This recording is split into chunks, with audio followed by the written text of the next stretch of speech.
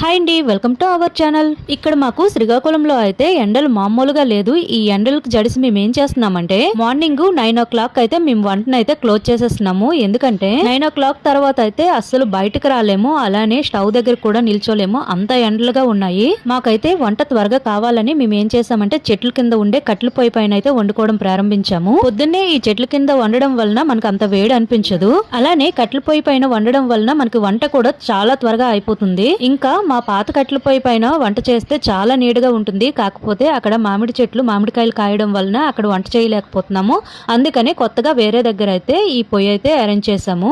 ఇక్కడ చూసినట్లయితే మా పాత కట్టెల పొయ్యి అయితే ఇక్కడ ఉంది, మొత్తం మామిడికాయలతో నిండిపోయి ఉంది. అందుకని మేమైతే ఇక్కడ వంట చేయడం మానేసాము. ఇప్పుడు ఈ కట్టెల పొయ్యి పైన అయితే అన్నం వండబోతున్నాము. చాలా త్వరగా అయిపోతుంది. ముందుగా అయితే కట్టెల పొయ్యిని వెలిగించుకుందాము. ఇప్పుడు రోజుల్లో స్టవ్ పైన వండడం వలన ఎక్కువగా కుక్కర్ అన్నం, అలానే ఎలక్ట్రికల్ కుక్కర్ అన్నం లేదంటే అత్తేసర అన్నం తింటున్నారు. కానీ వార్చిన అన్నం చాలా తక్కువ మంది తింటున్నారు.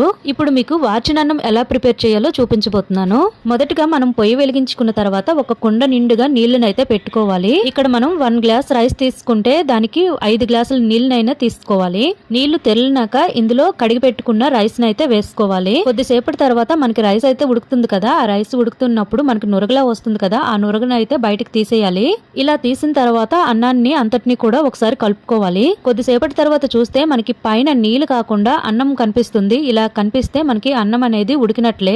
ఇంకొకసారి మనము గరిటతో రైస్ ని తీసి ఒకసారి చెక్ చేసుకుందాము. ఇలా వార్చిన అన్నం అనేది మెత్తగా ఉడకకూడదు, కొంచెం గట్టిగా ఉండాలి. ఇక్కడ మనకి రైస్ అయితే ప్రిపేర్ అయిపోయింది. ఇప్పుడు దీన్ని తీసుకెళ్లి వార్చుకుందాము. ఇలా కట్టెల పొయ్యి పైన రైస్ పెట్టి వండుకున్నామంటే చాలా త్వరగా అయిపోతుంది. ఈ సమ్మర్ టైంలో ఈ గింజను కూడా మనం వేస్ట్ చేయని అవసరం లేదు. ఎందుకంటే ఈ గింజలో కొంచెం సాల్ట్ అలానే లెమన్ కలుపుకొని తాగితే చాలా మంచిది. మరి ఈ వీడియో కనుక మీకు నచ్చితే లైక్ చేయండి, షేర్ చేయండి, సబ్స్క్రైబ్ చేసుకోండి. మరికొన్ని వీడియోలతో మళ్ళీ కలుద్దాం. Thank you for watching.